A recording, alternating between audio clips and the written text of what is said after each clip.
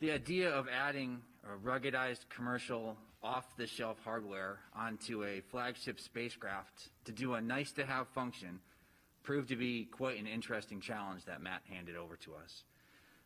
Along the way, we encountered one, maybe two people who were a little bit skeptical of what we were trying to do. But thankfully, we had the full support of project leadership, all the individuals directly supporting the 2020 mission were super excited to help, and in the end, we were able to actually make it happen. Our EDL CAM team were guided by two requirements, if you will. The first one was that the entry, descent, and landing system, camera system, must do no harm to the flight vehicle. And that's especially important during EDL. This was our one critical requirement, and as you all saw last Thursday, that requirement was met. The second item is not so much of a requirement as it is a mantra, if you will. We get what we get, and we don't get upset. We wanted our EDL CAM system to get onto the vehicle and return amazing imagery of the vehicle landing in Jezero crater on Mars. Like every other element on the Mars 2020 spacecraft, individuals worked really hard and went above and beyond to make sure that their piece of the spacecraft did what it was supposed to do and would be successful. But in the end, we knew that our entry, descent, and landing camera system, the mission could still be 100% successful if our camera system didn't work. And if we could even get just one image or one piece of information back during EDL, that we shouldn't get upset and we should be excited. So as you probably realize after last Friday's press conference, the EDL CAM system successfully captured some amazing imagery of the vehicle's descent and landing on the surface of Mars. We collected a little over 30 gigabytes of information and over 23,000 images of the vehicle descending down to the surface of Mars. As a quick introduction, if I could have the first graphic, a reminder for some of you exactly what are the sensors that we included in the entry, descent, and landing camera system. There are 3 cameras that are located on the top of the vehicle on the back shell. Those cameras actually capture high rate, 75 frames a second imagery of the parachute inflating in the Martian atmosphere. Now, one of the cameras stopped operating coincident with the mortar fire when the parachute was deployed, and that's to be expected. It is a very high dynamic environment, but luckily the other 2 cameras continued to operate as expected and captured some amazing footage of the parachutes inflating in that Martian atmosphere. We put one camera on the bottom of the descent stage. That camera looked down on the rover as we lowered the rover on the bridles. The mobility system latched into position, and then the vehicle touched down onto the surface of Mars.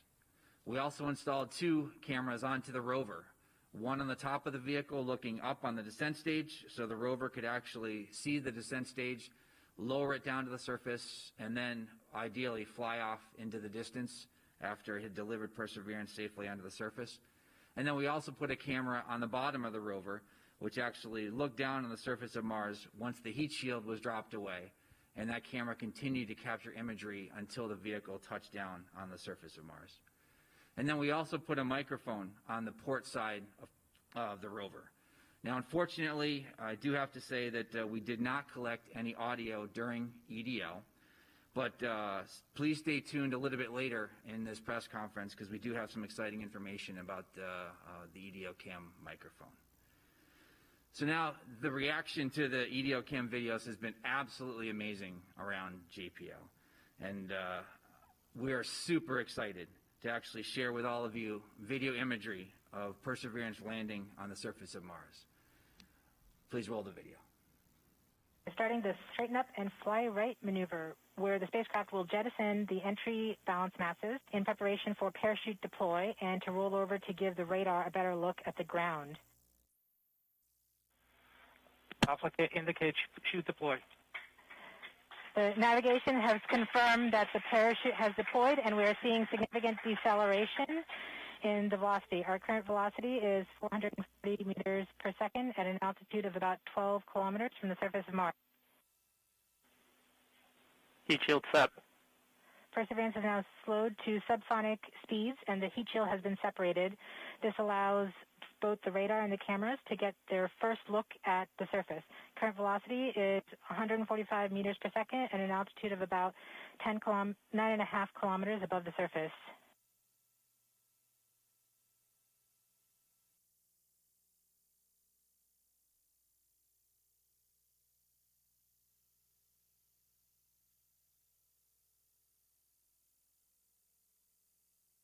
Nav filter converge. Velocity solution 3.3 meters per second. Altitude 7.4 kilometers. Now has radar lock on the ground. Current velocity is about 100 meters per second, 6.6 kilometers above the surface of Mars. Perseverance is continuing to descend on the parachute. We are coming up on the initialization of terrain relative navigation and subsequently the priming of the landing engines. Our current velocity is about 90 meters per second at an altitude of 4.2 kilometers. LVS valid. We have confirmation that the lander vision system has produced a valid solution and part of terrain relative navigation. Priming. TBA is nominal. We have priming of the landing engines.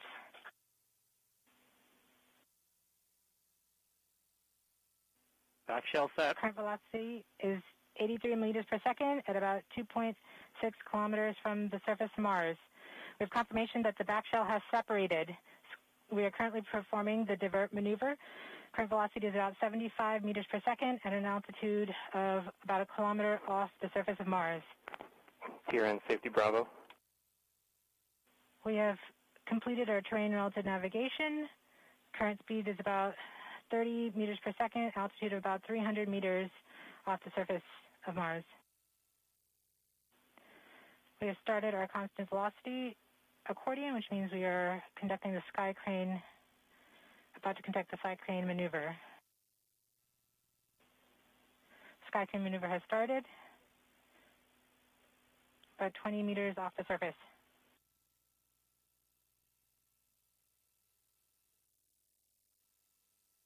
We're getting signals from MRO. Tango Delta. Touchdown confirmed. Perseverance safely on the surface of Mars, ready to begin seeking the signs of past life.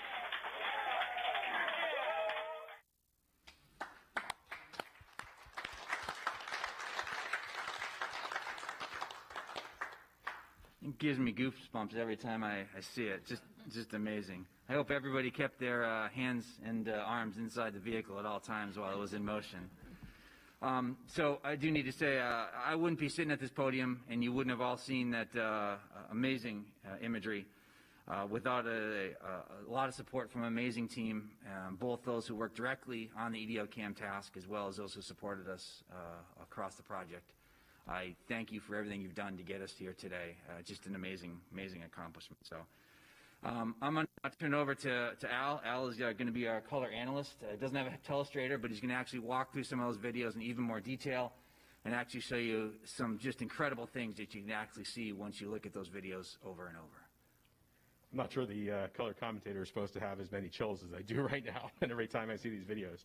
But I wanted to add my thanks to the EDL camera team. I mean, these videos and these images are the stuff of our dreams. It's been what we've been dreaming about for years. So thank you so much. Let's see. As Dave mentioned, we'll try to walk through what we see a little bit. We won't take that much time because we could spend literally all day looking at these videos, and some of us have spent all the weekend looking at these videos. But we'll just try to show you some highlights of what we've been seeing and invite you all to continue to look for more things as we kind of see new things every time we look at these videos.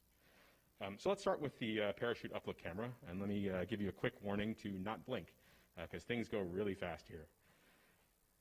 You can see that you can get a sense really of how violent that parachute deploy and inflation are. The parachute is packed so densely that the pack is basically the same density as oak, and it's about 150 pounds. It gets launched out of the spacecraft with a mortar, which is basically a cannon, with a muzzle velocity of around 100 miles an hour. And the spacecraft itself was going about 1,000 miles an hour at this point, going about 1.75 times the speed of sound. So just in case you blink, let's show you that one more time. You can kind of see that in high speed, and then or real time, and then we'll slow it down and take a look at the details. Okay, so let's try to walk through this a bit slower, this time at about quarter speed, and we'll pause at times to point out things we see. So let's start that rolling. Okay, here you can see the pack getting pushed out of there. You can kind of see the pack right in the middle as it's being pushed, and the parachute lid, which is right on top of it, it's kind of that circle to the left of the pack, was on top of the pack. And it was there to protect the parachute during entry. It's got some thermal protection system material on it to keep the parachute nice and cool and protected. And the pack is used to push that lid right off the vehicle, given that cannon force. You can also see some of the other things that have popped off of that lid, which is kind of expected given how violent this launch really is. So let's move on from here. So we keep going out here. You can see the pack reach what we call line stretch. So that's as far as it's going to go. It's where the parachute's going to start inflating. That's about 150 feet behind the spacecraft, and it got there in just under 1 second. So this pack is really moving. That's pretty much, as the parachute starts to come out, you can see the pack is rotated about 90 degrees. That's pretty common. We've seen that in some of our testing here on Earth at high altitude as well. So let's keep going and take a look at the inflation. So that inflation really looks textbook. It's nice and symmetric. The parachute opens in only about 7/10 of a second, again, really fast. There's no evidence of tangling of the lines, which is great. There's about 2 miles of lines in the parachute system, so the fact that we don't see any evidence of tangling or any kind of other misbehavior is great news.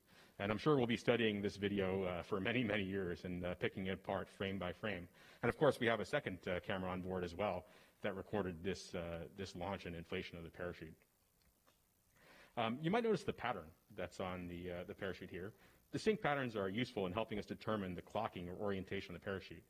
Also, the contrasting sections can be useful in tracking different positions of the parachute, different portions of the parachute as it inflates. So it's especially useful when we have multiple cameras, as we do here, and are trying to track features in the parachute inflating. In addition to enabling incredible science, we hope our efforts and our engineering can inspire others. Sometimes we leave messages in our work for others to find for that purpose. So we invite you all to give it a shot and show your work. Let's move on to the Rover download camera and take a look at that in a little bit more detail. So if we start that up, you can see the heat shield falling away very nicely and symmetrically. Pausing here, we can take a look at what we see on the heat shield. First, we see the medley components on the heat shield. You can see the electronics box and the gold wires that lead to all the various sensors that measure the aerodynamics and heating during the entry portion of flight. We can also see some white flecks in different places, both on the heat shield and free flying, which are likely frost that accumulated on the heat shield. That heat shield is really, really cold during cruise, so it's not at all unexpected to see some of that frost appearing on the heat shield on the inside. You can also see something we didn't expect to see if you kind of look at the 4 o'clock position on the heat shield or so, towards the middle, somewhere between the middle and the edge. One of the springs that helped push the heat shield off seems to have come loose. It doesn't, it's not much of a big deal, but it's definitely not what we expected. If you look at the other 8 springs, they actually are where they're supposed to be, all around the edge of the heat shield. There's no danger to the spacecraft here, but it's something we didn't expect and something we wouldn't have seen if we didn't have the camera system to show us what was going on. So let's keep rolling here. We can see that the heat shield basically stays in the same orientation as it flies away from us. It'll come back into view in a little bit.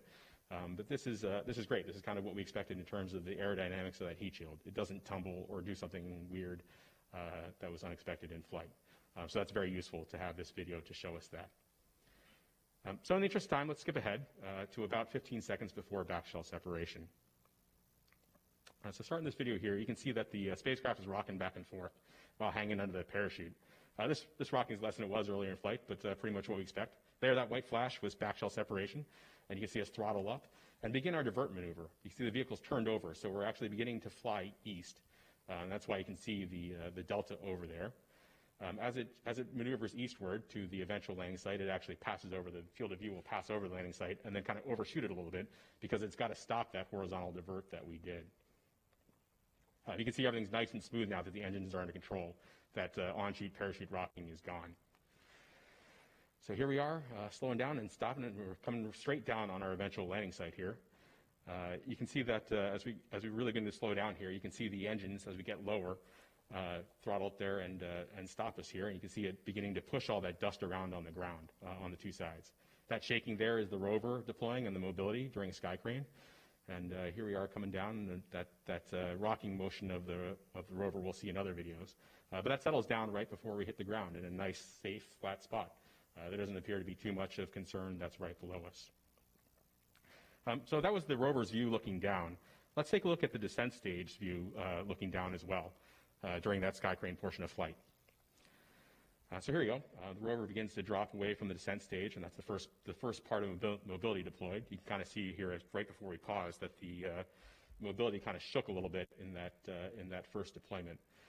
Here you can see the bridles that are hanging down from the top of the picture. Those are what's supporting the weight of the rover below the descent stage. And if you look down toward the left, the bottom part of the image and toward the left, you can see that gold umbilical. That's what's transferring all the information between the rover and the descent stage, including this video. This picture is coming down from the camera up on the descent stage down to the rover through that cord, in addition to other information that's going back and forth. So as we keep going here, you can see the bogie deploy. That's on both sides of the mobility back. You see those wheels, the back two wheels on either side swing down. That caused a little bit of rocking of the rover as expected, but you can kind of see that kind of settles out a little bit right as we enter that plume and dust cloud as we get down and touch down. And the video ends at touchdown, of course, because the camera that's taking this video is about to leave this area in a hurry on that descent stage after we cut it loose from the rover. So now let's take a look at the rover upload camera. So now staring up at the descent stage from the rover. So here we go. We got a really close-up look at the descent stage, and we can start rolling that. You can see the descent stage as the rover begins to fall away from it, and see the effect of that rover wobble from the mobility deploy. So pausing here, the first thing that most people will probably notice is that there's no plumes or no visible smoke or anything else coming out of the rockets at the corner of the descent stage. That's expected. Hydrazine isn't a combustion reaction when we burn it. The exhaust products are nitrogen and hydrogen, which are clear. So we expect the plumes to be clear. That's what we see in tests here on Earth as well. So I can promise you those engines are on, though. One thing you can see in the Earth testing we do is that the thrust chambers of those engines get kind of hot and glow pink. And you can kind of see that in the engines here, especially if you look at the engine at the very top right of this image. If you look closely right above the engine bell there on the thrust chamber, you can see little streaks of pink on there. And that's what's happening. As the engines have been on for a long time, they get really hot. And that heat shows up there in those pink stripes that we see. So take a look at that closely when you get a chance to look at the image in some detail. As with the previous videos, you can see the bridles that are supporting the weight of the rover there at the bottom now of this image, and that umbilical, again, transferring data back and forth between the descent stage and the rover. So let's keep going a little bit more. You'll see the image begin to wobble a little bit here. I can promise it's not the descent stage wobbling. It's actually that rover tipping back and forth a little bit as we saw as the mobility deploys, both the first initial mobility deploy and then the bogies deploying. As we near touchdown, let's slow it down a bit and proceed in slow-mo here. So now we're watching about quarter speed. Things are getting pretty dusty here as we get down toward the bottom. Take a look here at the bottom left of this picture. You'll see actually the instant that we cut the descent stage away. And you'll see those bridles begin to get retracted up toward that descent stage as they're pulled up. And this is as planned. There they go. See as they got yanked up there right before. And then we'll see the descent stage begin to turn and ascend and head out toward the northwest with the umbilical dangling behind it. Since the rover was pointed almost directly to southeast, the descent stage chose to go toward the back. That's also to make sure, of course, that the engines don't plume the rover, that we don't damage the rover with that engine thrust.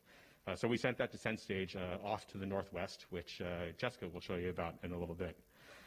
So I can and have watched those videos for hours and keep seeing new stuff every time. So I invite you all to do that too. So now I'll turn it over to Justin, who will talk to you a little bit about the images we've been taking on the ground. All right. Thank you, Al. I'm Justin Mackey. I'm the Mars 2020 Perseverance imaging scientist here, and I develop imaging systems at JPL. And when Dave asked me to help out with the EDL cam development about 6 years ago, I was really excited about it. I knew it would be challenging and interesting, and even possibly spectacular, but I had no idea that it would be this amazing, and we are so happy and proud, and I just want to thank Dave and Matt for just giving us the leadership and giving us the chance to do this. Like Matt and Dave and Jennifer and Rick and others on the project, I've actually worked on all 5 of the NASA rover missions, and as part of my job, I review images from Mars like every day. That's what I do. And when I saw these images come down, I have to say, I was truly amazed. And I know it's been a tough year for everybody, and we're hoping that maybe these images will, help brighten people's day. Your smartphones and make them your screen backgrounds and things. I'm just really happy that it all worked out. So now we're on Mars, and I'm going to talk a little bit about what we've been doing over the weekend. Over the weekend, we deployed the RSM, and if you go to the first picture, there's a picture of the remote sensing mast, the RSM, which is that mast on the rover, and you can see the navigation cameras up there, the left and right navigation cameras, or nav cams as we call them. This is another new imaging system that we've developed here specifically for the 2020 mission. These cameras represent a pretty significant advancement over previous imaging systems that we've flown. These are 20 megapixel color cameras with very high resolution and wide angle lenses that we use to basically map out the surface as the rover drives, and then we use these images to do planning and things. And so the first thing we did after we deployed the mast is we started imaging the surface. So the next slide shows one of our first images from the cameras. This image is actually in low resolution mode, so it's 1/4 of the full resolution of the camera. So it's been shrunk down. But you can see right there the vista that we're seeing. This is the rover, obviously, on Mars, and you can see some of the material that landed on the deck. But everything looks in good shape, and so we're using these images to inspect not only the vehicle but the surface around us. The next slide shows the view down towards the surface. You can see the wheels there. This is the same surface you just saw in the EDL cam videos. You can see some of the scouring that the rocket plumes did for us, clean it off, make it nice and clean so we can take pictures of it and dust it off for us. The next slide shows a view looking out towards the south, and this just an amazing scene here. This is it. This is Mars. We're here in our place that we're going to be exploring over the next months and coming years. And it's just really exciting to see. These scenes look familiar to us. They look Earth-like in a sense. You see the mountains back there and the rocks and things. It's just it really is the surface of an alien world, and we just arrived. You can also see some more scouring there over on the right. The next image looks over towards the west. You can see the delta out there in the horizon, and again more scouring from the rocket plumes. And then we take all of these images and we stitch them together into panoramas. And so that the next frame shows the full panorama from the NavCam stitched together. We're still working out with calibration and things, so this is approximate color, but it just gives you a feel for the vista here that our new environment that we're going to explore, and we're hoping everyone will join us in seeing these images. Today we're going to be releasing a whole slew of raw images. It's been a fire hose of data, basically. We have thousands of images already from the EDL cameras, nav cams. You've seen the HAZ cams. And so we will be putting those out on the website today for people to download and process yourself, or just look at the great pictures, find your favorite picture, and make it your screen background. And then the last image that I just wanted to point out is the first image, one of the first images from the Mastcam Z camera. This is another next generation imaging system on the rover. Jim Bell's the PI. I'm the deputy PI for this, working with our industry partners, MS Cubed, down in San Diego. This is just a fantastic imaging system. This is a preview of things to come. This system has a zoom lens on it. That's what the Z stands for. And we are going to get incredibly high resolution photos from this imaging system. I just wanted to point out a few things in this picture. On the far right, you can see those cables where they had been cut in the video that you just saw. So there's kind of a close-up of that. And then just in the middle, to the left of that black instrument, that's the rover upload camera. That's the camera that actually took the video of the sky crane as we were coming down. And then in the bottom of the frame is the Mastcam Z calibration target set. There's two of them. There's the circular one with the shadow post, and then the color chips on the bottom. There's another cal target in the back. That's the SuperCam instrument. Our partners from Los Alamos and in France. We're going to be commissioning SuperCam over the next few days. And then finally, just as a teaser, I'll point out that there is a little antenna there to the right on that box, center right. That is the helicopter antenna. That's the helicopter base station location. And preview of things to come, we're excited about that as well. So with that, I'm going to turn it over to Jessica to talk about latest status. All right, thank you, Justin. I know you can attest firsthand to being in the control room and the excitement that everybody has been experiencing, seeing all these images from the surface. And as they come down, you know, we're immediately sharing them and everybody clapping and smiles all around. So, great camera suite. So I am happy to report that Perseverance is healthy and continuing with activities as we have been planning them over the first few sols on the surface. To date, which is really only just 3 sols of activities and one more, and coming up later this afternoon, we've executed 5,000 commands. So lots of instructions to the vehicle for her to perform, and having everything come back exactly how we've been wanting it to, with respect to our health checkouts and our instrument checkouts. So things have been going well.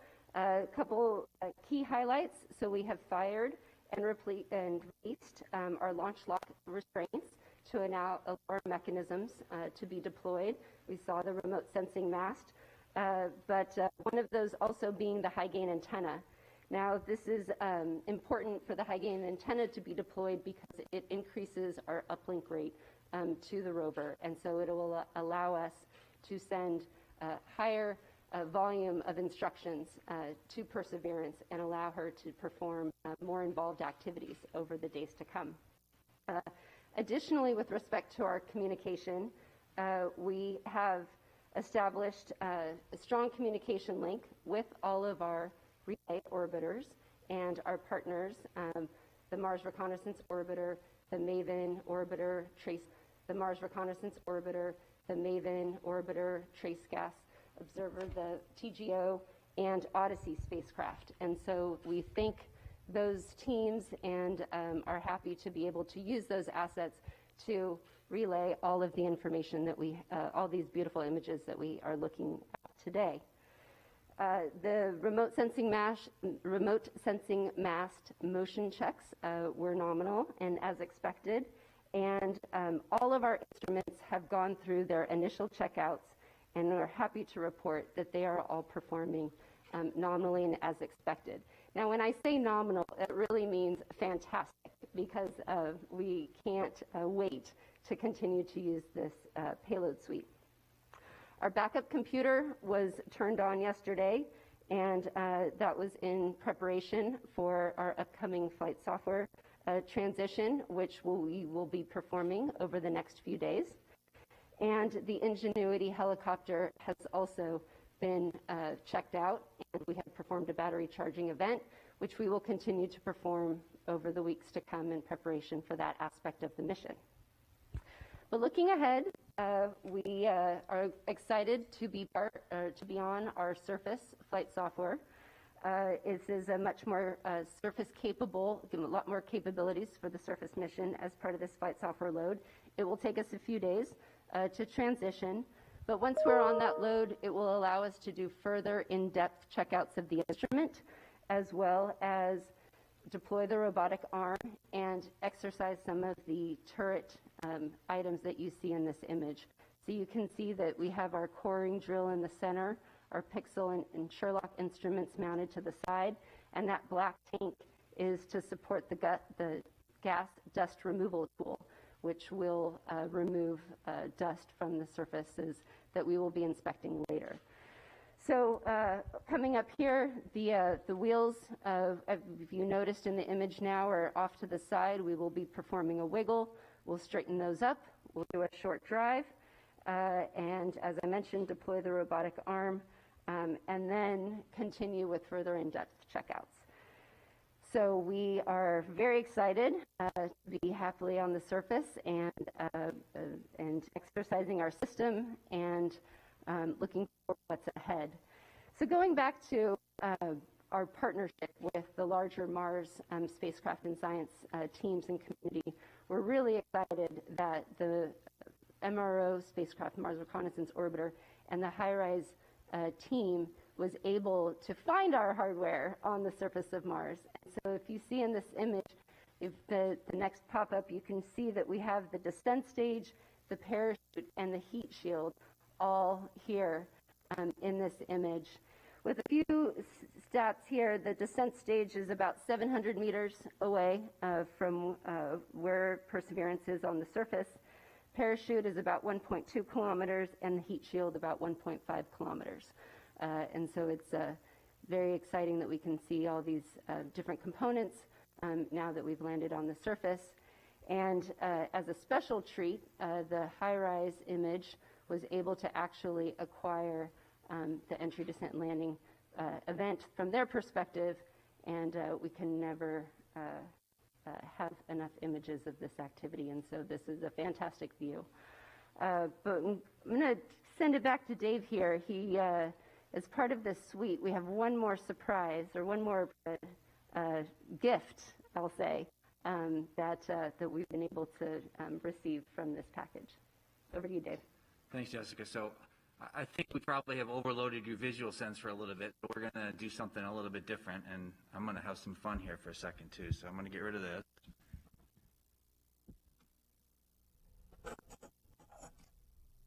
And I'm going to talk to you now with this. This is the microphone that was part of the EDO camera system.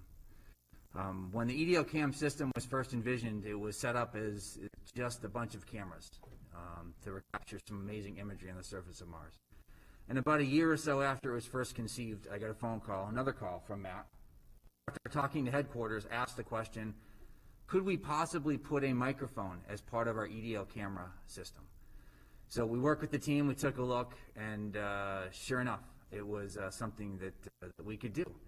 And so we started off that detailed design and identifying a microphone that would work for us and getting it onto the vehicle. About a year after this first started, I was giving a tour at JPL. And I happened to mention to the group that I was giving the tour to that the decision had come down and we were working to actually include a microphone onto the vehicle. And after the tour was done, a gal came up to me and she said some things to me that I won't forget anytime soon. She said, I'm super excited that you guys are going to try to put a microphone onto the rover and get it to the surface of Mars. And I was very appreciative. And I asked her afterwards, I said, I'm curious, why is it that this relates to you so much? And her response was that her sister was visually impaired. She was not able to see these images that we saw earlier or that we sent down in the past. And while she tries to describe them to her, she felt that she just can't quite capture that same sense of amazement that she gets when she gets them visually.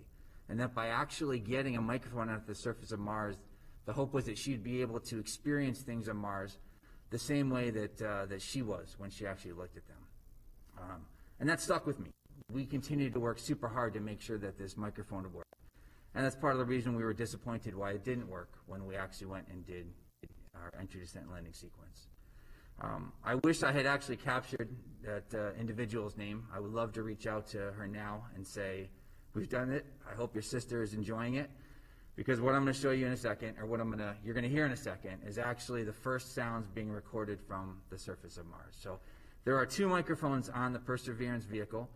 There's this microphone here, which is part of the entry, descent, and landing system. And there's a second microphone that's on the SuperCam instrument.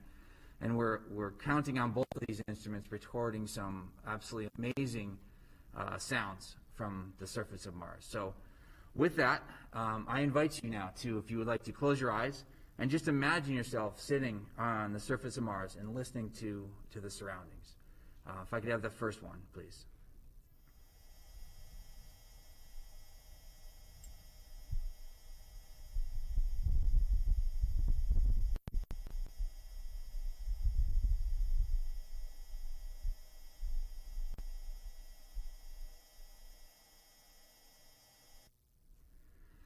So that gentle whirl that happens in the background, that is a noise made by the rover. But yes, what you did hear 10 seconds in was an actual wind gust on the surface of Mars, picked up by the microphone and sent back to us here on Earth. The analysis indicates that was around a 5 meter per second type of wind gust. So we can sit here now and actually tell you that we have recorded sound from the surface of Mars. So we have a second one, which basically further reduces the noise of the rover so you can just hear what the wind would sound like on Mars. And once again, I invite you to sit back and have a listen to what it would sound like to be on Mars.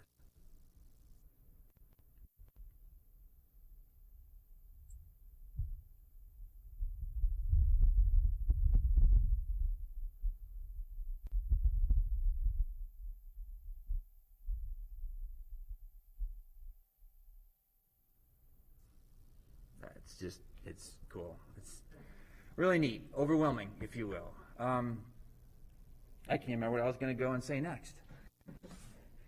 So looking forward to doing some amazing things with the microphones going forward. We need to work with the ops team. There's some great science that they're looking to do. We're hopeful that we continue to use these microphones, both the SuperCam microphone and the EDOCam microphone, to capture sounds, perhaps the rocks interacting with the surface. SuperCam is going to use theirs to get some great data of them zapping rocks. So as you've heard and will continue to hear, we're just beginning to do amazing things on the surface of Mars. And now Ken is going to talk to you a little bit about the science that we've done to date and what they're looking forward to doing as we continue to move forward. Thanks, Dave. And I'll start by just taking this opportunity to say to Matt, Dave, Al, and everybody else on this fantastic team, thank you for the ride of a lifetime. That is just incredible, what we've seen today and what I'm sure we'll continue to see as the mission unfolds. So with all the focus on these spectacular videos and audio, we wanted to make sure to remind you that there's plenty of science going on already, with hundreds of team members poring over every new image. So if we can get the first of those images, as you'll see in this NavCam frame, we start with what may seem like very basic observations: light rocks, dark rocks, holy rocks. That's holy with an E. We use these very generic terms at this early stage until we have more data that allow us to test our hypotheses and make more confident interpretations. Follow along with the mission, and you'll see that this is a theme. As we get closer, our view of Mars continues to resolve and a coherent story emerges. Next image, please. Finally, I just want to briefly point out that we are finding real science value in these EDLCam videos. Here you can see a beautiful new perspective on the Jezero Delta. And if we can get the next image, also a new perspective on some of the beautiful stratigraphy around our landing site, which is up near on the far right side of this image. So now to put all of this in context for us, I'll hand it over to Dr. Thomas Zurbuchen. Well, what we've seen here today is really nothing short of amazing. You know, and perhaps you've had moments like this before. Some of you have told me that I was too young to remember, but they had a moment like that, for example, when they observed the first landing on the moon. They had moments like that where it felt that we took a big leap, not just in this case because of at JPL or at NASA, but a big leap as humanity. Of course, it's a leap that was enabled by work over decades, and on this mission for close to a decade. So what's possible today, or what feels possible, is different even than yesterday. It's how it feels to make history, and that's how I feel today. I'm so moved by this. Wow. The video of Perseverance descent and landing, and the amazing panorama, and the first wide landscape shot of Jezero crater seen with human eyes, and the first Martian sounds are the closest you can get to landing on Mars without putting on a pressure suit. That video, I believe, should become mandatory viewing for young people who not only want to explore other worlds and build spacecraft to take them there, but also want to be part of diverse teams achieving all the audacious goals of our future. At the center of that is a team, and I'll ask for the next image. You should know I met this team. I see me there in a dark suit next to Dr. Laurie Glaze, the Planetary Division Director, and Al, he just talked to you, is on his knee in there, and he entered the Ascend and Landing team, and we met him just hours before that historic landing. And I love this picture because, of course, the event today demonstrates that the human aspect of exploration. And that is, of course, every reason for what we can do and do at NASA, and also why we do things. The video and audio and images here provided to us are from the surface of Mars, and sometimes we forget if we look at that. Well, Rover shouldn't get all the fun. We want to make sure that all of us on Earth see and feel what it's like to be on Mars and explore other worlds. I'm so excited for the more than 1 million students who joined the Mars Student Challenge, and the many more across the world who will be inspired by these images released today and even yesterday. Their journey is also just the beginning. Just imagine Perseverance sitting on a hill, recording the next Martian landing with a cargo that is basically a rocket, and then the first from another world with samples bound for Earth that are collected by Perseverance now in the near future. Imagine follow the entry, descent, and landing of the first human crew on the planetary surface sometimes in the future. These future historic events, which I'm confident will happen, will be enabled by women and men working in diverse teams. Imagine the goals we can achieve together. So what is possible? Sometimes to address that question, it's good to look back and think where we've come from, just like my friend Mike did earlier. We've been on a journey, both as a human race for quite a while now, and I don't want to show this next image of Sojourner, of the Pathfinder mission, which was designed for 7 sols or Martian days or so, maybe 30, ultimately lasted for 85 Earth days in 1997. I remember that really distinctly. True Pathfinder indeed, it weighed 23 pounds, and it returned a surprising amount of data back to Earth, and a surprising amount of science for many scientists, I must say. Some people didn't expect quite that much, and that's what happens sometimes too when you innovate, just like we've seen here. We've grown from that seed. Now Perseverance is the size of a small car, and it's ready for us for the next giant leaps. And here's a picture that we're putting up that is one of the many pictures that we're releasing. And of course, it's a picture, one of my absolute favorites, and that's a picture of the sample caching system on there, because it's that sample caching system that will connect this mission to the samples that will bring back to Earth and other historic feed we're working on. This system is on the surface of Mars now. I remember distinctly looking at it before we packed it up from JPL and moved it over. Then, of course, launched it from the top of a rocket. This, my friends, is one of the indelible moments in NASA's history where what we can see and what we can learn and what we can hope for in the future and the extraordinary emotions that makes it feel all of us coming together. That human element will fuel our future at Mars, which is bright indeed. And it will fuel the dreams of a new generation that will return to Mars and also study the samples that we will eventually bring home. I'm so grateful to this team and literally the thousands, both at JPL and within the US and around the world, to all of you who have engaged in this mission. As has been noted, the raw image pipeline is opening up. Please go take a look at these data and play with them, especially those of you, the children and the youth that have signed up to our educational campaign. What can you find in these pictures? And who's going to compose the first piece of music with actual Mars sound?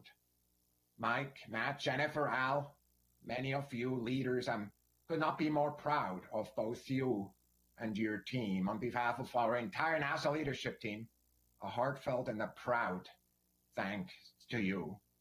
For the record, Matt, I'm so glad for your idea about these cameras. We will learn a lot from that, much more than we ever expected. And of course, this is just a start. For the surface team, the real work starts now to evaluate the surrounding and start a plan and our trajectory across Jezero Crater. It's a big team and there are lots of discussions, but that's science in action. Stay with us. There is much more amazement to come. Back to you, Raquel. Thank you, Thomas. And we'll now move on to your questions. Remember, if you are a member of the media on the phone line, you can press *1 to get into the queue. If you're on social media, you can tag questions with the hashtag Countdown to Mars. Now, starting on the phone line is Bill Harwood from CBS News. Yeah, hi. I guess this is for Al or maybe for Matt. I mean, other than the loose spring you guys saw in the heat shield, is there anything at all in that video that looked off nominal? I mean, you know, it looked like it was almost textbook. And I'm not saying that just to, I don't know, give you free praise, but I didn't see, you know, I don't see anything like that. So is there anything? Thanks. I can take that one. We've been poring over those videos and looking for anything that could be wrong, and also looking at the rest of the data. And we did have a pretty clean run through entry, descent, and landing. There are a couple of bits of the parachute lid that came off. Some of that was expected. In fact, we knew that there was some risk of that as well.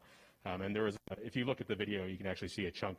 That's the radome. It's a cover for one of the Logian antennas we used during cruise and also during part of EDL. That came off. We had hoped that it wouldn't, and we tried to restrain it a little bit better, but we knew that it was a risk that it might. So that's something we noticed that's on there as well. There's a couple other little things that we've been taking a look at, but I think you're in general right that the entry, descent, and landing system behaved as expected, and it did what it had to do. Especially given, and a big shout out to the terrain relative navigation system, which put us down in the safest spot that was available to us. The places that we had to choose from weren't great if we didn't have something like terrain relative navigation. So, yeah, the landing system worked great. Great, thanks, Al. And up next, we have Marcia Dunn from the Associated Press. Yes, hi. Wonderful video. I'm just wondering, did the JPL team get to see snippets coming down of the video, and then, or did you have to wait until this 1 minute video was put together? What was the reaction when you first saw the video and laid eyes on it? And for David, why do you think the mic didn't work during descent? Thank you. I can say a couple words about the first part. I had trouble leaving this mission support area this week just because I kept waiting for every little bit of information to come back from, particularly from these cameras, but from the vehicle in general. And I can tell you, every time we got something, people were overjoyed, giddy. They were like kids, you know, in a candy store. You know, we'd get a thumbnail, which literally is just a really low-res, blobby-looking thing of one of those videos that came down first, and we'd just be falling on the floor excited with what we were seeing, and that's before even the high-res came. You know, there's a lot of people that have contributed to this entry, descent, and landing system. Our chief engineer, Adam Stelzner, happens to be here in the studio. He was kind of the father of the sky crane system. This started 15 years ago for him. He and his team have never seen this system operate before, not even on the Earth, because we can't test it on the Earth. So this is the first time we've had a chance as engineers to actually see what we designed. And I just can't, it's hard for me to express just how emotional it was and how exciting it was for everybody as we got this information down. I'll turn it over to Dave to say a couple words. Hey Dave, before you say that, can I just chime in on the first image? This is Justin. I will say, when we get these first images from any of these imaging systems, the test images never look as good as the real thing. It's not even close. In fact, it's very hard to simulate a lot of these things, especially these, you know, sky cranes and things. And so the images that we normally see during test programs are, you know, there's always like a ladder in the background, or the lighting's never quite right, or there's a car. In the case of the EDL cams, we have these big targets out in parking lots, and we were dodging cars to try to do our tests and things. And so that moment that you get these images from Mars, it's just kind of an electric feeling where it just all just snaps into place, and you get these pictures that are just like perfectly, they're pictures of Mars that you can never simulate here on Earth. And I think that we all experience that, especially after we go through months and months of testing, and the images don't really look that great. And people get skeptical, like, are these cameras really that great? Because that looks like a garage or something. So it's just amazing to get these pictures, and I think we all feel that way, because we're all seeing pictures of insides of labs and everything, and they're never that great. That it's amazing to get these photos from Mars. Okay. Yeah, I'll give you my take. So Thursday evening and Friday, when the data started to come down and we kind of realized what we had, I was sitting at home, and my phone started to go off, and I was getting FaceTimes from people who were in the MSA, and what was happening was that they were starting to show them on the monitors that we have hanging on the wall, and people were turning their phones around and saying, Gruel, you got to see this reaction, and people were just jumping up and down and giddy and ecstatic, and it was a great feeling. I mean, from where I was sitting, I not only was excited to see these videos and what we had captured, it was also the fact that a lot of people had put in a lot of effort in to make this system work.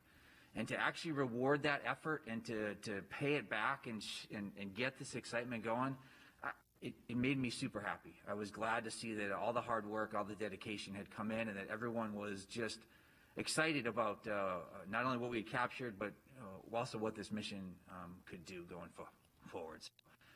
It was a great feeling. It was a feeling I won't forget for quite some time. And then regarding the question about the microphone, we started to look at it. What we think happened is that there was a communication error between the device that is responsible for digitizing the analog signals that the microphone picked up and then passing them back to the computer that actually stores all the data.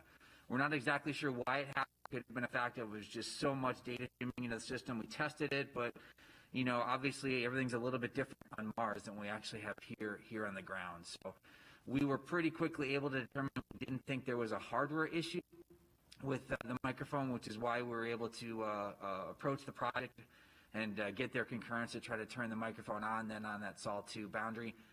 It's just unfortunate that error happened during the EDL, and we just weren't able to record any of the data that we generated during the sequence.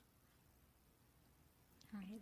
Thanks. And up next, we have Chris Davenport from the Washington Post. Hi. Thanks for taking the time and for showing us. I really appreciate it. I wonder if you could talk a little bit about the cameras that were used to record the video. I understand they were specially designed maybe by a commercial company called FLIR Systems. Just curious to know, like, what goes into, designing a camera to sustain the Gs, the blast of the thrusters, everything that it's got to go through to capture that images. Thanks.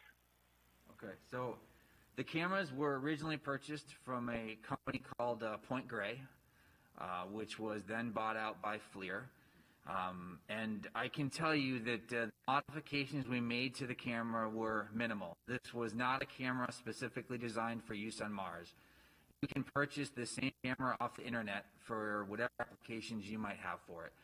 The only things we did is we actually added some bonding material on the inside to try to make sure that in the dynamic environment of launch and then that mortar fire event that I talked about, that the camera would continue to operate. And then we had to swap out a couple pieces on the inside because in the vacuum of space, they had the ability to outgas material. And if that material deposited itself on the detector, then we wouldn't get the clear images that we actually got.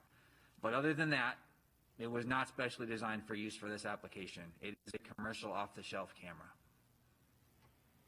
Thank you. And up next, we have Michael Sheets from CNBC.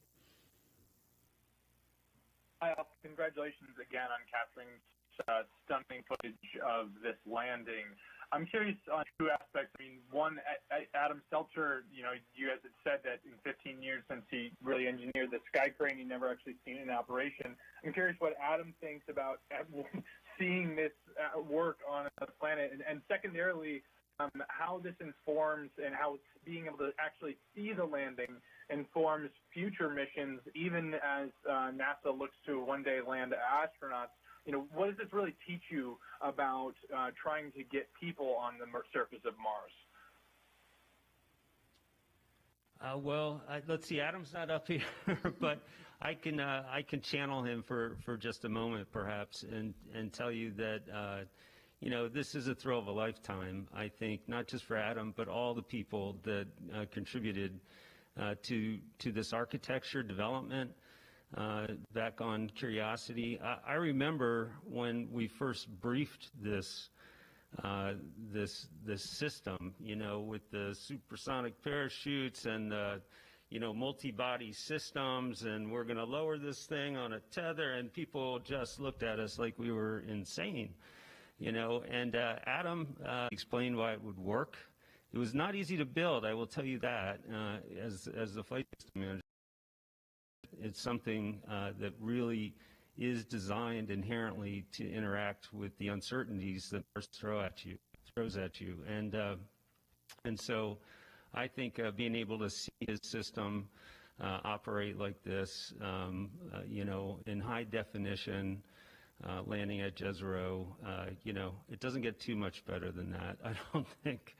So I'm going to throw it to Al. He can maybe say a few words about the types of technologies and information that we have on the technologies on the system and information we got getting back from EDL and will be getting back as part of our reconstruction activity that feed into the future. Yeah, I think we can talk about a lot of things. But as Matt mentioned, as a fresh-faced kid, when the Sky was invented and I was in that room, and it's amazing to see it finally in action, even though we knew it worked once. We didn't know for sure it was going to work again, and then for it to work again, and then for us to see it is incredible. And just starting with Sky Crane there, you can see some things that I think are going to be useful to the future. One thing that's, of course, of a lot of interest, especially as we start landing bigger things, is the Plume ground interaction. The interaction between those rockets and what they're doing to the ground and how they kick things around. And we've got great video of that here this time, both from the Rover download camera and the descent stage download camera. We can see how those how they create those scours and stuff gets pushed together and creates a sheet underneath the rover. We can see that all occurring. So that's super useful. The parachute stuff too, one thing we didn't show necessarily here is that the parachute upload cameras, the two that we got, are at 75 frames per second. So we can see that inflation, that only occurs in 0.7 seconds, in less than a second. And see that snap open and look at all the details of how it unfolds and how it's symmetrically inflated. And all those things are very useful for future missions, both whether they're landing more things in people or stuff and then people. SRL, other missions are going to use, future missions like the sample retrieval missions, are likely going to use things like parachutes and rockets, of course. So we're very interested in seeing how those cameras and what we see in those camera images can teach us about how those systems are actually performing and make our systems more robust in the future. Thanks, Alan. Matt. Up next, we have Ken Chang from the New York Times.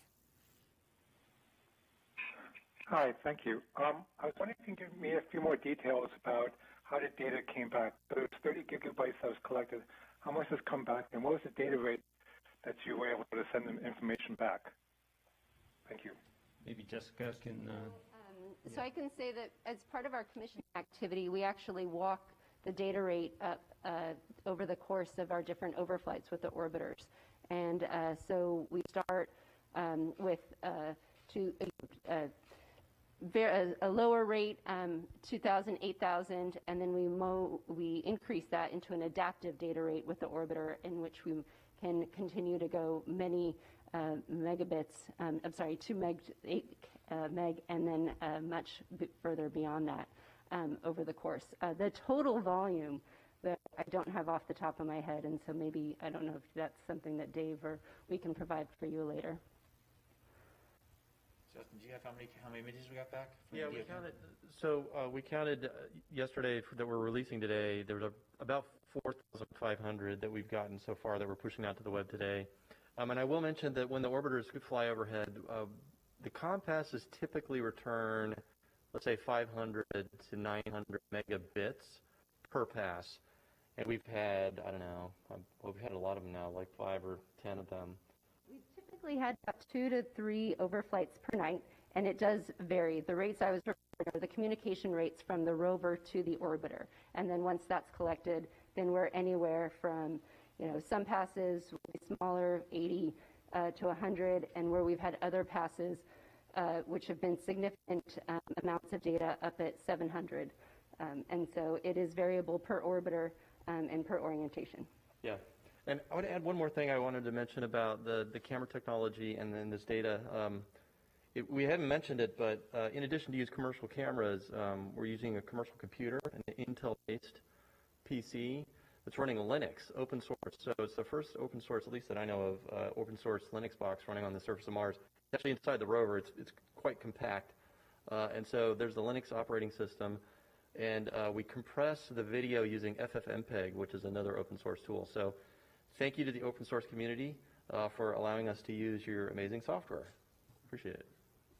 I just very briefly, I just want to note, as Jessica said, you saw some of the terrific imagery from the Mars Reconnaissance Orbiter. We've been getting fantastic support from the orbiter community, not just MRO for both that imagery and the comms, but also from MAVEN, which is a Goddard spacecraft, from Odyssey, one of our older orbiters, and for the ESA European Trace Gas Orbiter as well. Some of the biggest data volume passes we've had brought back a lot of this imagery came from our partners in Europe, and so thank you all to them. Great, and up next on the phone lines is Mike Wall from space.com. Thank you all for doing this, and yeah, it's really amazing video. Thanks for sharing it. There's a question for Dave. What do you anticipate doing maybe with the EDL mic now that it's up and running? Do you see it having any kind of diagnostic uses during the deployments of the robotic arm and sort of like the instrument checkouts and so forth? What do you see it doing aside from recording Martian wind and the sound of the dirt under the wheels and so on? Thank you. Yes, we've had a lot of discussion about how we might be able to use both the EDL cam microphone and the super cam microphone to do those type of diagnostic stuff. I mean, the ops team right now, I don't want to speak for Jessica, but they're focused on getting the system deployed, and capturing noise of that is definitely not the first priority. They need to focus on getting this vehicle ready to perform some amazing science. But that doesn't mean in the future we could not sit down and discuss the possibility of capturing audio files of an actuator as it actually spins on the surface of Mars. The noise is an incredible thing that engineers can use to basically detect the health of moving systems, gears and actuators and things like that. And so if we get a snapshot of a actuator today, and you can compare over time, do another snapshot, another audio file of that actuator in the future, compare the two and see if there's anything that can be learned in terms of the health of that device. Now, with that said, I do need to remind everybody that the microphone that's in the EDL camera system, just like all of the cameras and other hardware, is off-the-shelf hardware. It is not designed to live in the hostile environment of Mars. It gets down 120 degrees plus below zero at night, and then it warms up significantly more in the day to, minus 40 or something like that. So those temperature cycles and that cold temperature are going to significantly limit the life of these devices. They're just not designed to last for long periods of time. The SuperCam microphone might continue to work. It actually is designed a little bit more for this particular environment. It can last longer. So I think, as you heard, I think Dr. Z mentioned earlier, we're always surprised by how rugged and robust some of our items are, how long they actually last. They continue to operate far longer than we designed them. We've gotten pretty lucky over the last couple of days. Perhaps we'll get lucky and the hardware will continue to operate on the surface of Mars and allow us to do those type of diagnostic things in the future. I don't know, Jess, you want to add anything more about how you might consider using them? Well, I can say that application was one of the things that we had projected and tested and wanted to make sure that even though this was a capability that was part of the cruise and entry, descent and landing software package that we're operating right now, we've also carried that capability forward into our surface software. And so assuming the hardware is good, we're open and ready to use it.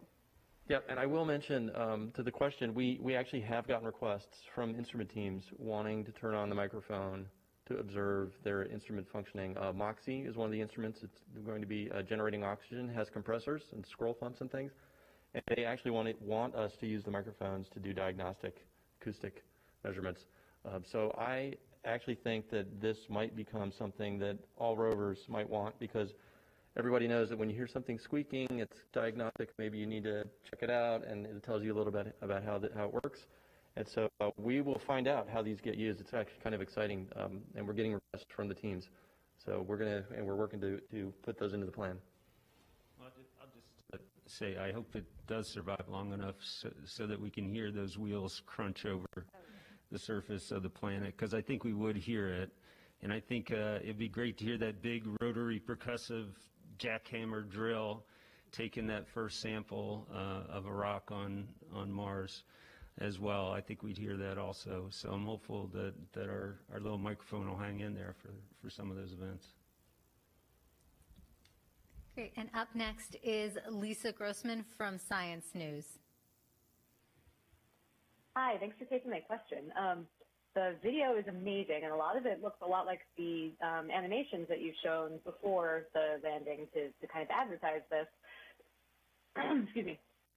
Going forward, how will you distinguish the video that is the real video from the animations to kind of make it clear to people what they're looking at and keep them from getting confused or not be fuel for conspiracy theorists saying we haven't actually done this? I guess I could try to take that one. I mean, I think we should label very clearly which ones are from Mars and not. I think it's clear to a lot of us, but I think you're right, given the way that the animation's been pretty good. I get a sense for how that could be confusing. I think we should label them going forward. Now that we have this kind of video, we should be clear about what's real. What a great problem to have. Exactly. I mean, it's an amazing problem to have. Justin, do you have any thoughts? Yeah, I can attest to it's real. It's actually real. I know because I know the data very well. It's stunning and it's real. And that was our thought too when we first saw it. We're like, wow, this looks like doesn't look real, but it is, and that's what's so amazing about it. And you know, I know I've seen some of the video games are getting pretty good. You know, if second glance you look at a sports game and it looks like it's real, but it's fake. But this is actually real stuff, and that's why it's so exciting.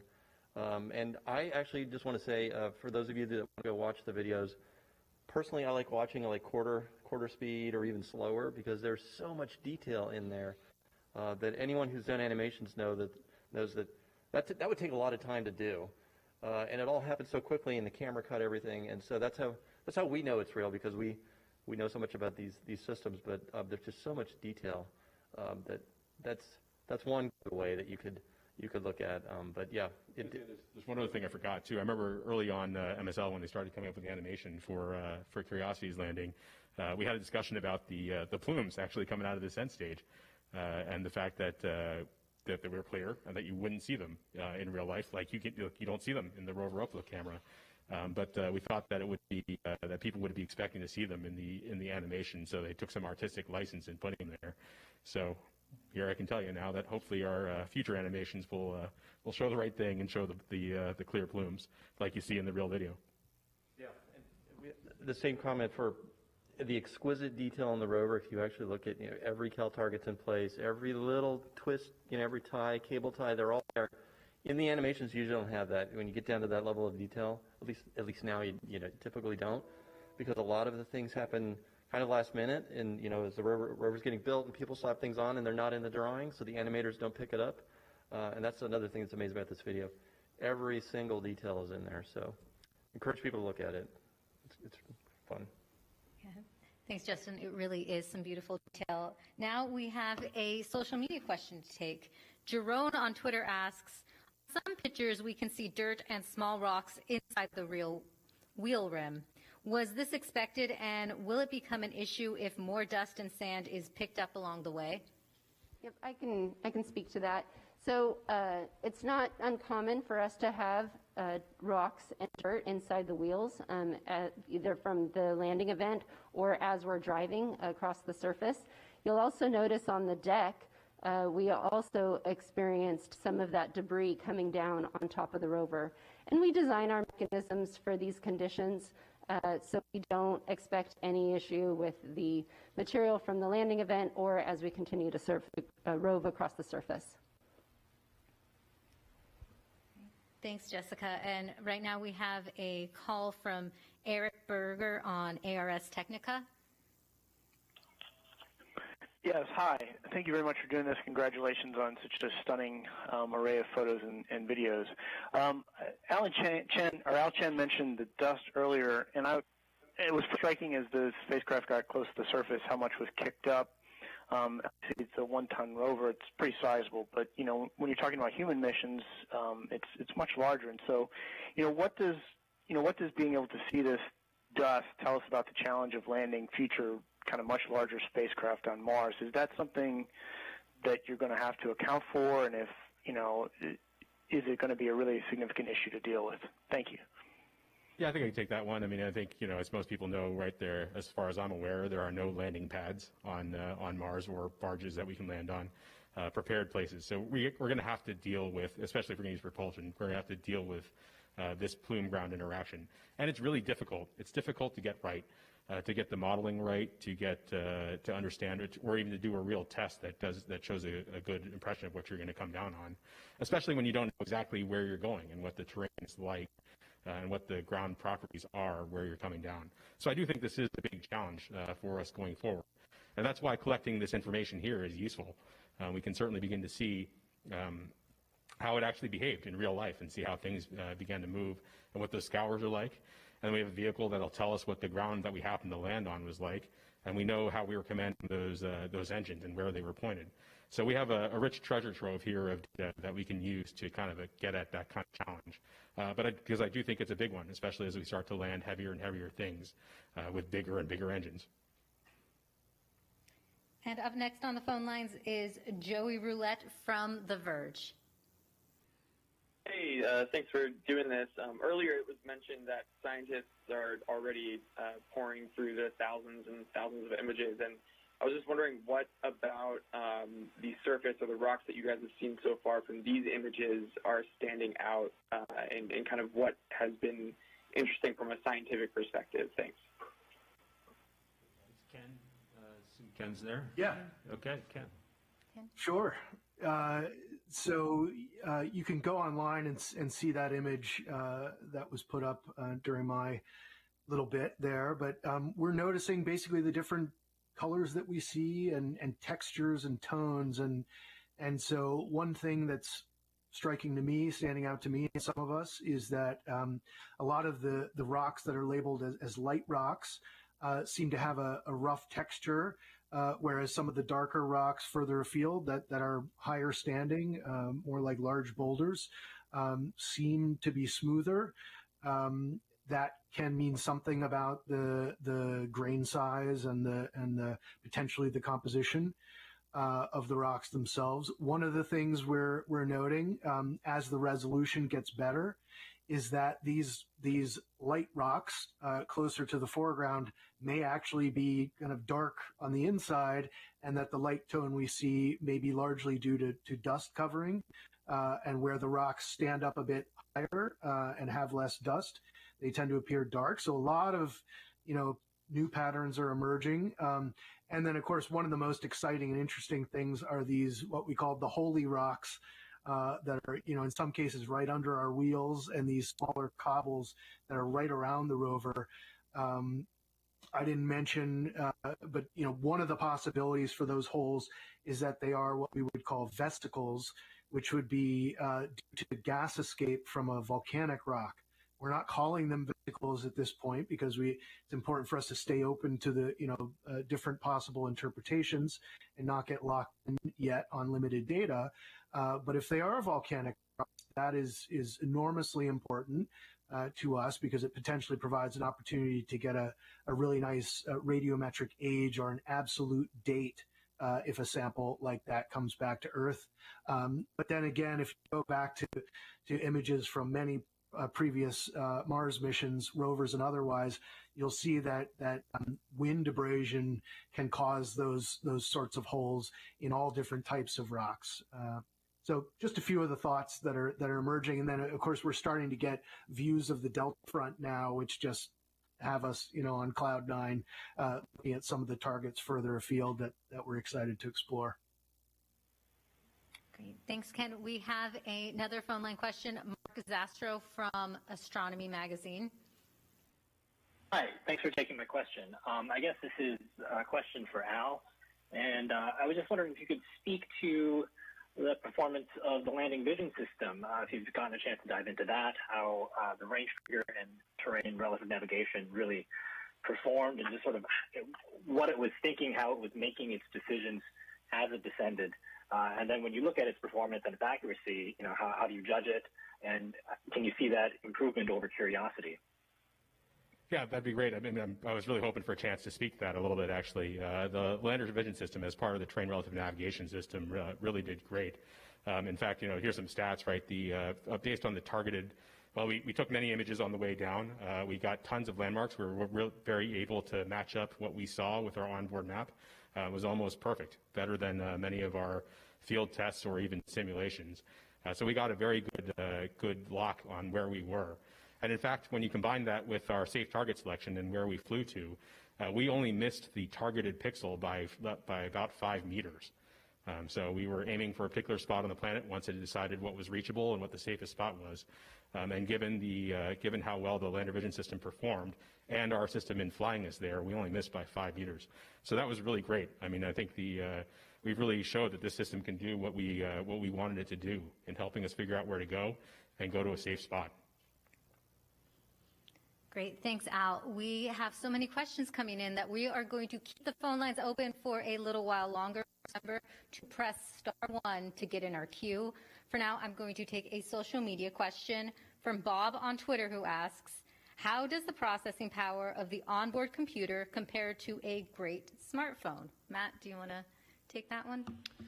Yeah, sure. That's a good question. In the space business, we have to build things that we know are gonna work, and space is a pretty hostile environment, and the surface of Mars is even worse with the temperature swings, which we were talking about. You need systems that are capable of dealing with the radiation and the temperatures, and really perform with very high reliability. So as a result of that, we have a tendency to use systems that have been around for a while, that are well shaken out, and on Perseverance, we're using the same computer that we used on Curiosity, in large part because we know it worked, and we wanted to have that successful flight heritage that we had from the previous mission. So this is a computer that you would have found 15 or maybe even 20 years ago that we're flying. Having said that, these EDL cameras, which we were just talking about, are off the shelf, state-of-the-art, new technology, and it is always a thrill for us when we have the opportunity, like we did in this particular application, to bring that kind of technology into our systems. It's a very powerful way to multiply our functionality and our capability, and so this was a great example of being able to use new technology. So I don't know if that's an exact answer to the question, but in short, that's a summary. Great, thank you, Matt. And Thomas, we actually have a question for you coming in. Hayden, an 11-year-old from Ireland on Twitter, asks, what advice would you give to a budding planetary scientist in working towards maybe being part of the mission that will bring back samples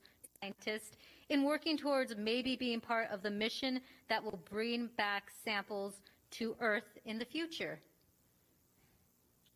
Oh, I'm so glad for that question. I think about that a lot, and the advice I would give is, first of all, that's exactly the right time to get into that career. For Hayden, that now there could not be a better time to join that career. Even if you started 10 years earlier, or in 10 years, now is the time to start that. The advice I would give is, go really start playing with data right away.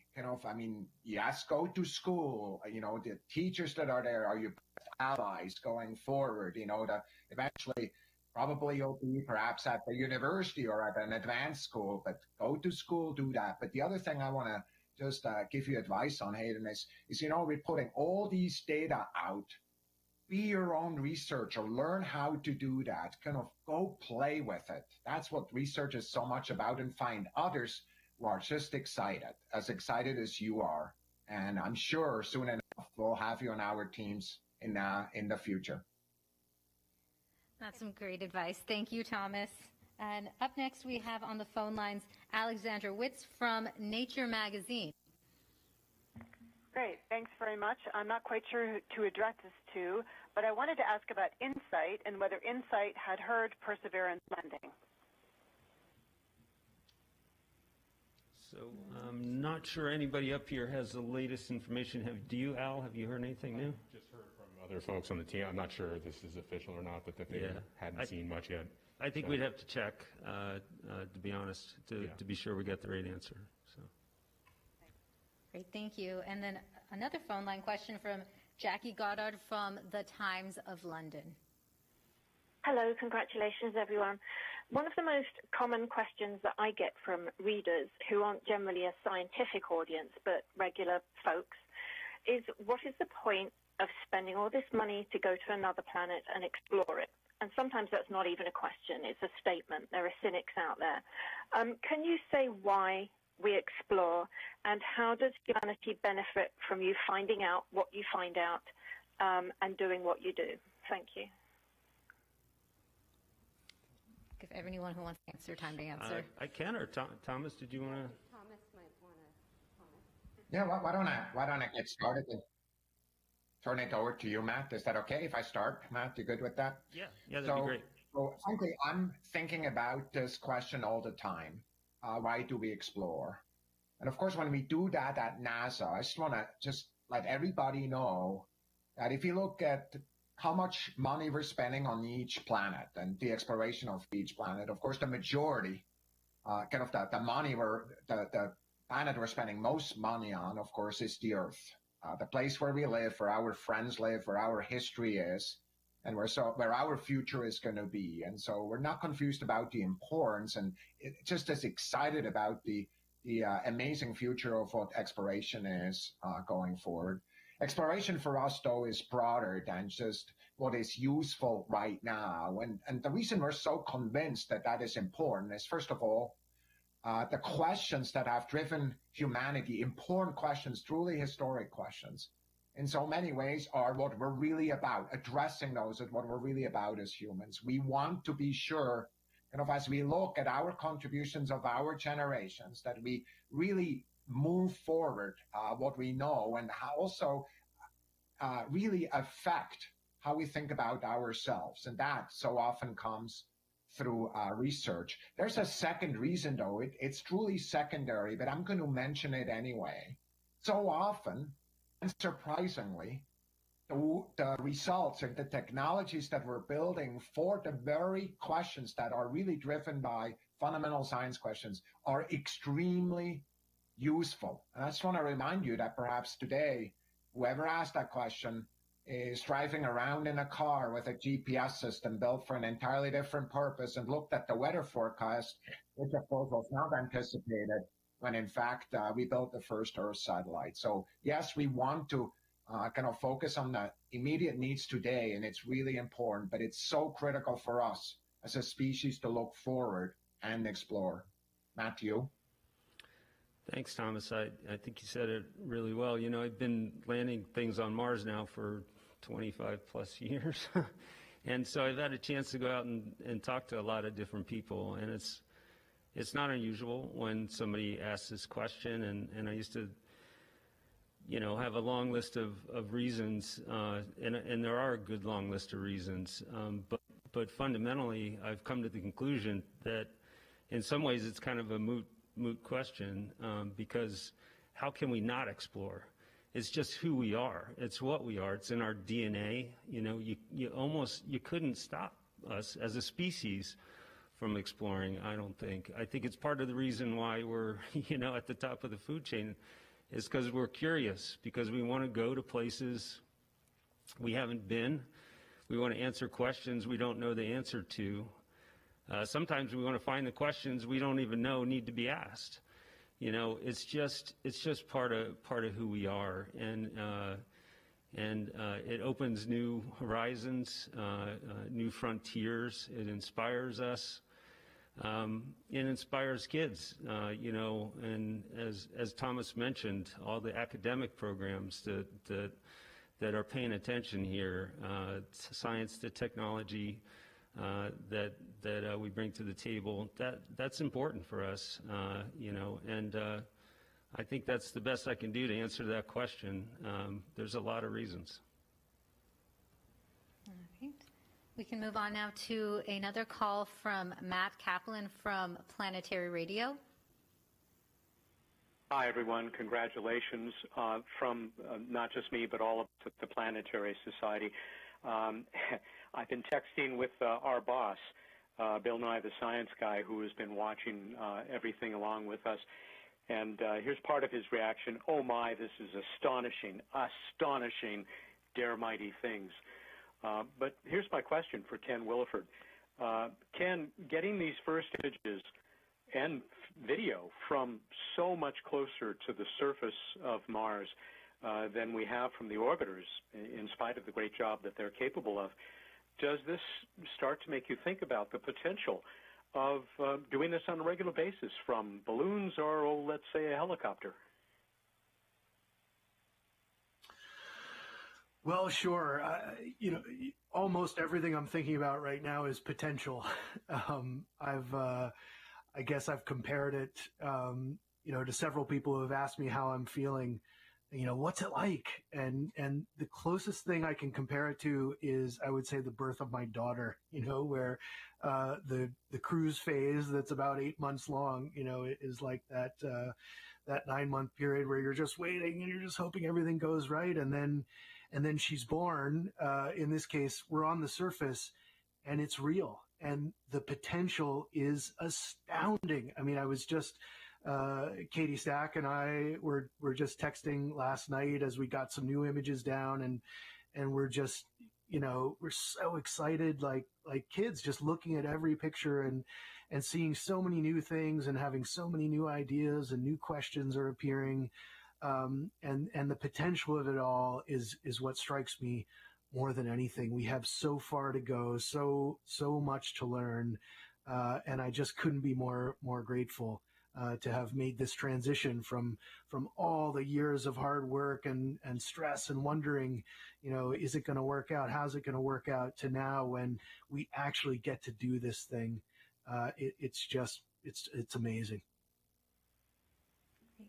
Thanks, Ken. And up next, we have Irene Klotz from Aviation Week.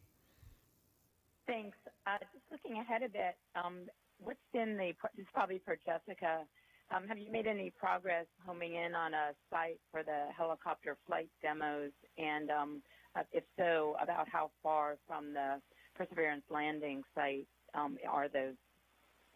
So the team has started to evaluate and is using the images that we've received from entry, descent, landing, as well as now these images that we've acquired over the last couple sols. We are fortunate to have landed in a potential spot for that, but the team is still evaluating and is looking forward to additional imaging from the 360-degree panorama from the Mastcam Z, as well as future data that's to come down. So we have not locked in a site yet. That will still be work for the team to go looking forward, whether it's here or a few hundred meters away. And we have a social media question coming in. Jake, who is 12 years old on YouTube, asks, was there one point you thought that this would be impossible to do? That's a great question, Jake. There might have been many points when it felt a little impossible. I'll give you my one moment, and then the other folks may want to add in. And that's last March when the COVID pandemic struck. We had just shipped the spacecraft down to Kennedy. Dave Gruhl, who, believe it or not, this whole EDL camera gig is not what he does for a living. He was our assembly, test, and launch operations manager, and he, along with his deputy, Art Thompson, were responsible for assembling the flight spacecraft, testing it, and getting it down to the launch pad for launch. That's actually what he did for a day job. So the pandemic struck about a year ago, and Dave and I and Art and others we're just constantly on the phone trying to figure out how to react to it and how to respond to it. You know, I said it before, we didn't have a lot of margin, we didn't have a lot of time. You know, we were figuring out a lot of things as quickly as we could, and our focus was shifted from trying to get the spacecraft built and tested correctly and staying on schedule for the launch, because if you miss it, you got to wait 2 years for these planetary launches to Mars. And suddenly our whole focus had to change to keeping the people safe and keeping their families safe as a #1 priority. And I wasn't sure, honestly, I wasn't sure we could do that. And I knew that if we couldn't keep them just as safe as they would be at home doing other things, that, you know, that could be it for us for this opportunity. We got tremendous support across the board from the institution here at JPL, from headquarters, Thomas and SMD, and we got through it. But that was the existential moment for me. That time right there, the first 3 to 6 weeks after COVID really hit hard. So, anybody else? Same answer. Yeah, exactly. Same answers. Okay. Yeah, I'll add to that. One of the things that's interesting about these jobs we have are we spend years. I mean, 7 or 8 years for me and all these guys. Years and years of work, building, testing, making sure it's going to work. And you know, I have to say there's some amount of stress involved when you spend 7 years of your career doing something and then it all comes down to like one moment. And for me, it's obviously like those first images that come from the cameras. Like, you really want that to work, like really, really want it to work. And you've tried everything you can do to make sure it'll work. And so, but you know, it's definitely, you know, we try to be open-minded about what could go wrong. We try to cover all our bases, and that's what's one of the great things about JPL is that there's a team of people here, really smart people. You go to these reviews to review your product, your designs. We call them withering reviews. You get a lot of tough questions, but that's one of the really, you know, JPL is a real gem of a place because we've built this culture of always questioning what could go wrong, but hoping for the best, and it's a really interesting experience. I think we all share that. I will agree. I think we invite the feedback from each other and our reviewers to make sure that we are thinking about all the things that we need to think about and pushing ourselves to meet those challenges. And of course, you want it all to work, but you know, there are some things that, you know, you worry that you didn't think about. But as a community and as a collective and as, you know, a team, you know, we use each other to help make sure that we're covering those bases. I think the team really did persevere, and we are here today. Up next is Leo Enright from Irish Television. Thanks very much, Raquel. I just realized there's no doubt about it. 12-year-olds definitely ask the best questions. But if you'll forgive me for going geeky on this, could somebody talk to the traversability of Canyon de Chelly now that you've seen these amazing pictures?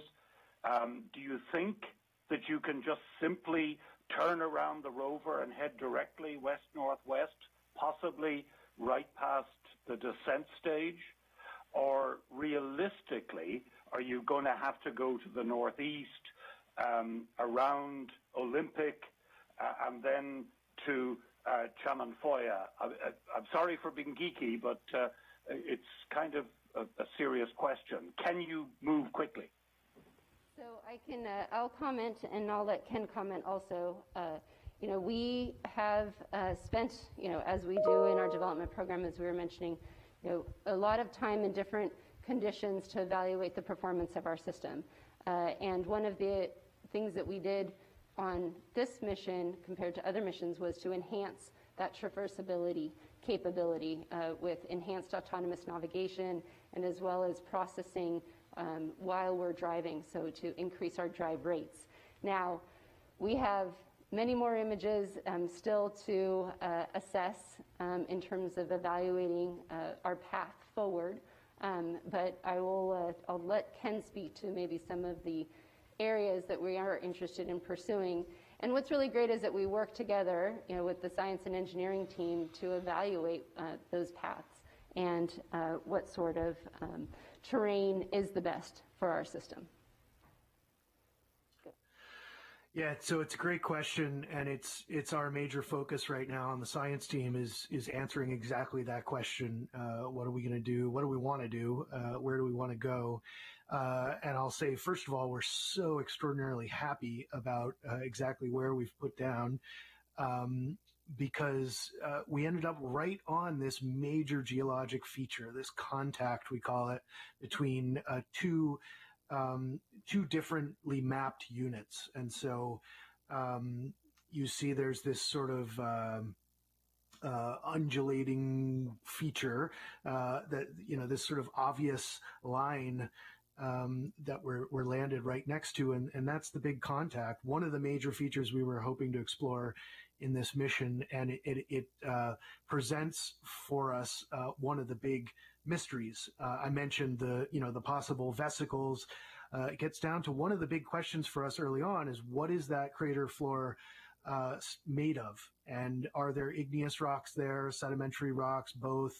There's a lot of implications for both. So what I would say we're probably currently leaning toward is exploring that contact, which would naturally lead us more, I think, to the second of the two options, but we'll see. We've got a good amount of time while the team does the commissioning and checks all the systems out, and during that time we'll be digesting all those new images and doing a lot of strategic planning, evaluating different options, arguing amongst ourselves in the team. Right after this press conference is over, our first science team meeting post-landing starts immediately after that, so we'll start talking about just those things.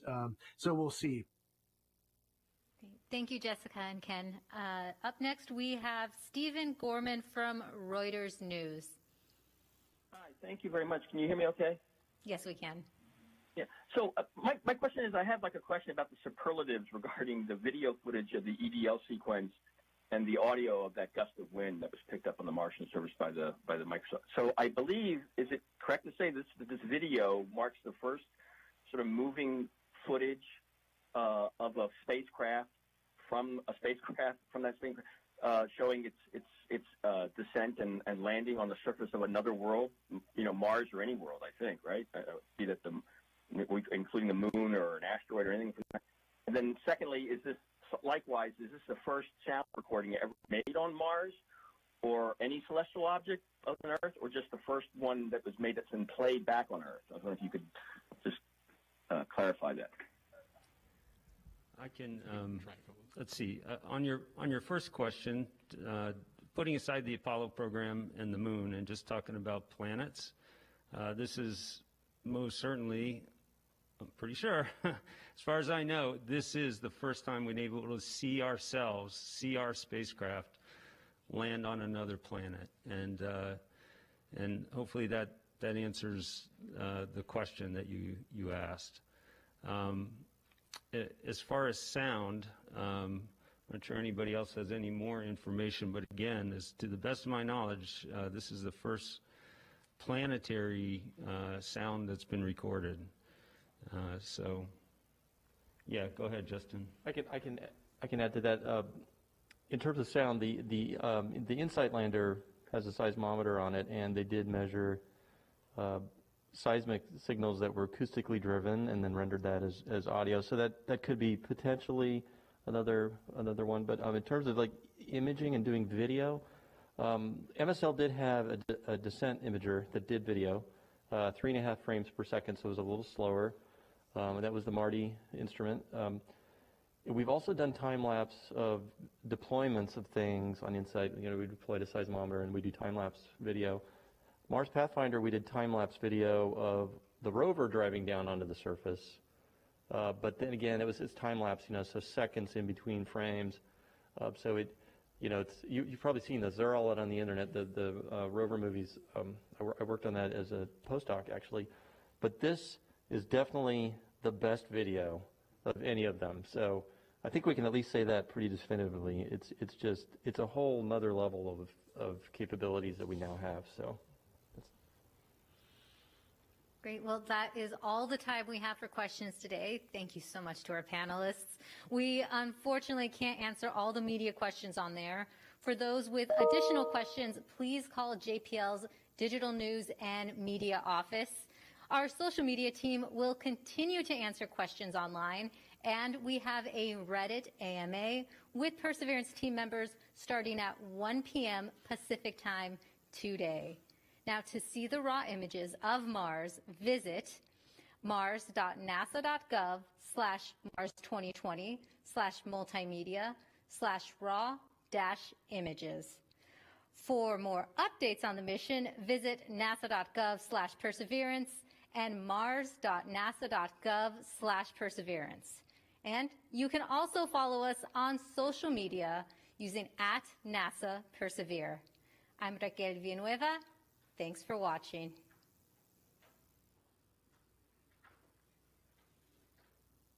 We're starting the straighten up and fly right maneuver, where the spacecraft will jettison the entry balance masses in preparation for parachute deploy and to roll over to give the radar a better look at the ground. Indicate chute deploy. The navigation has confirmed that the parachute has deployed, and we are seeing significant deceleration in the velocity. Our current velocity is 440 meters per second at an altitude of about 12 kilometers from the surface of Mars. Heat shield set. Perseverance has now slowed to subsonic speeds, and the heat shield has been separated. This allows both the radar and the cameras to get their first look at the surface. Current velocity is 145 meters per second at an altitude of about 9.5 kilometers above the surface.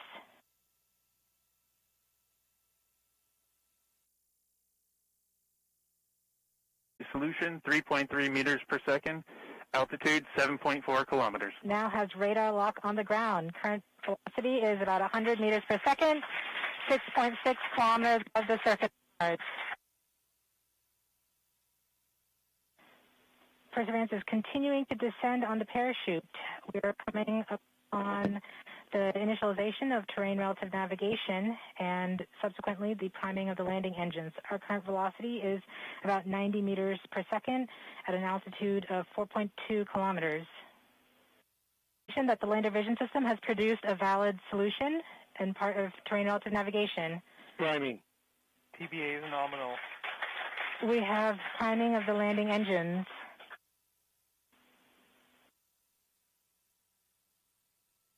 Back shell set. Current velocity is 83 meters per second at about 2.6 kilometers from the surface of Mars. We have confirmation that the